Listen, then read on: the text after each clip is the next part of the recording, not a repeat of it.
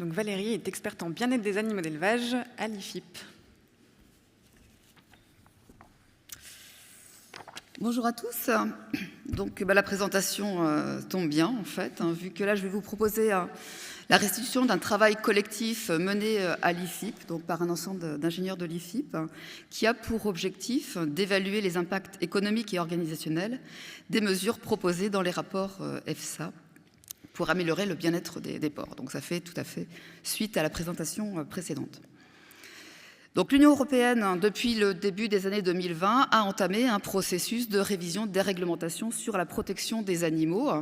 Et cette révision doit prendre en compte, comme on l'a vu, les dernières connaissances scientifiques. Et pour cela, donc, elle a commandé à l'EFSA 3 rapports sur l'élevage, le transport et l'abattage.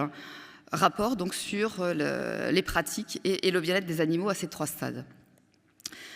Donc, ces 3 rapports, en fait, ont pour objectif d'évaluer les pratiques existantes qui peuvent affecter le bien-être des animaux et proposer des mesures correctives ou préventives sur ces pratiques. Ils ont été réalisés par des collectifs d'experts en bien-être animal et l'angle d'attaque est uniquement bien-être animal. Et donc, à la demande d'INAPOR, nous avons en fait été amenés à faire un travail d'évaluation essentiellement économique, mais aussi organisationnel, de certaines de ces propositions. Donc, on a retenu, en fait, pas toutes les pratiques, simplement un certain nombre, 5 pour l'élevage, 3 pour le transport, 3 pour l'abattage, donc je parlerai essentiellement de l'élevage et du transport. Et on a calculé donc, un coût par porc produit, ou par porc transporté, ou par porc abattu, et dans le cas de l'élevage, donc en construction à neuf ou en rénovation, et également un coût global d'investissement au niveau de la France. Si on regarde l'évaluation du coût par porc produit, on a commencé par calculer un coût de la place. Donc c'est un travail qui a été fait par Yvonique Rousselière selon une méthode qu'il a présentée ici en 2024. Donc à partir de devis collectés sur plusieurs années, il a calculé un coût de la place soit d'un bâtiment neuf, soit d'un bâtiment rénové, en intégrant dans ce coût par place la part des différents postes de la construction. Ce qui lui permet, en fait, en prenant en compte les indices INSEE du bâtiment, de réévaluer annuellement le coût de ces places. Donc, il a comme ça directement un coût de la place en construction à neuf. Et si on s'intéresse à un coût de la place en rénovation, la plupart des pratiques, en fait, entraînent une augmentation des surfaces par animal. Donc, il faut donc réaménager l'existant, mais également créer des places supplémentaires. Et donc, on a, pour chacun des scénarios, évalué le nombre de places à réaménager et le nombre de places à créer. Et on obtient comme ça un coût de la place en rénovation. On n'a pas pris en compte dans ces calculs les coûts de démontage et de démolition des équipements intérieurs. Donc une fois qu'on a le coût par place, on l'annualise donc avec un taux à 3% sur 15 ans et on va calculer un coût par truie et par porc. Et ça, en fait, on le fait en prenant en compte la rotation pour chacun des stades, à savoir le nombre de fois où un animal est passé sur une place donnée sur une année. Donc on a comme ça directement, si on s'intéresse au porc, un coût d'investissement en euros par porc, et on a également donc des coûts en euros par truie qu'on ramène à un coût d'investissement par porc en divisant cela par le nombre de porcs produits par truie et par an, à savoir 25,6. Là encore, dans cette estimation, on n'a pas pris en compte la valeur résiduelle et l'amortissement de l'existant, qui peuvent être très variables d'un élevage à l'autre.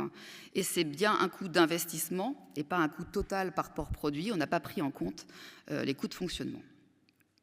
Donc si on regarde, pour passer ensuite à la ferme France, donc on a considéré que la France, c'était un élevage de 960 000 truies, conduit en 7 bandes, 28 jours, avec 13 porcelets sevrés par portée. Un élevage donc qui doit avoir un équivalent de 2 bandes en maternité, 2 en verraterie, 4 en gestante, 3 en PS et 6 en engraissement. Donc si l'on regarde déjà ce qui se passe au niveau de l'élevage, on a chiffré un passage à 0,8 jusqu'à 1,2 m² par porc, par plage de 0,1, soit sur caillebotis intégral, soit sur caillebotis partiel. Et dans le cas du caillebotis partiel, on avait un tiers de gisoir plein. Donc les barres du haut concernent le caillebotis intégral, les barres du bas, le caillebotis partiel. Donc en construction à neuf, le coût par porc passe de 15,6 à 21,4 quand on augmente les surfaces par animal, ou jusqu'à 19,9 en caillebotis partiel. En rénovation, qui sont les barres en marron, le coût passe de 3,1 à 9,16 euros par port sur caillebotis intégral. Il est nettement plus important quand on passe en caillebotis partiel, de 7,1 à 12,8 euros par port. Donc ce sont des chiffres qui sont absolument conséquents. Si on regarde maintenant ce qui se passe au niveau des cases maternité, on a chiffré le passage à des cases maternité liberté qui vont de superficie de 6,5 jusqu'à 8 mètres carrés par truie. Et on a regardé aussi l'effet de la liberté sur la verraterie, en passant à des systèmes réfectoires courettes qui permettent de réutiliser en fait les stalles existantes, en chiffrant soit 2,25 mètres carrés par truie qui est la surface pour les truies gestantes, ou 3,5 qui est une surface recommandée au sevrage dans les rapports EFSA. Et là encore, je ne vais pas détailler donc tous les chiffres, mais vous voyez en fait l'ordre de grandeur des coûts d'investissement par port. Autre pratique remise en cause dans ces rapports, c'est la teneur en ammoniac dans les bâtiments, avec une préconisation de baisser en fait les valeurs en ammoniac à 10 ppm d'ammoniac dans les salles. Et donc les solutions sur de l'existant, ça va être soit de passer par du lisier flottant ou par de l'évacuation gravitaire fréquente. Et dans les élevages à neuf, on peut avoir en plus le raclage. Donc pour les deux premiers, en fait, les deux premières possibilités, lisier flottant et évacuation gravitaire, on a peu d'investissements, en fait, c'est essentiellement des intrants. Par contre, si on introduit du raclage, on a des investissements qui deviennent très, très importants. On a chiffré deux hypothèses pour la réduction de l'ammoniac. Une hypothèse basse où en fait on va simplement couvrir les fosses existantes, notamment pour les deux techniques de lisier et d'évacuation gravitaire, en fait pour les trois techniques. Et l'hypothèse haute, en fait, on a chiffré une fosse complémentaire dans la mesure où peu de lisier va être stocké sous les animaux et il est très possible en fait qu'on ait besoin de créer du stockage supplémentaire à l'extérieur. Et pour la partie environnement, on a chiffré tout ce qui était stockage et épandage de la fraction solide. Autre point important, c'est l'âge au sevrage. Une des propositions, c'est aussi de passer l'âge au sevrage à 28 jours, alors qu'il y a des dérogations pour être à 21 jours actuellement. En France, le sevrage 21 jours, ça représente 51% des truies. Et donc, on a chiffré en fait le passage de toutes ces truies d'un système d'élevage en 10 bandes à 21 jours vers un passage en 7 bandes à 28 jours. Et donc, en fait, ça nécessite une réorganisation, bien sûr, très forte des élevages, mais surtout la construction de places complémentaires pour les stades maternité et pour les stades engraissement.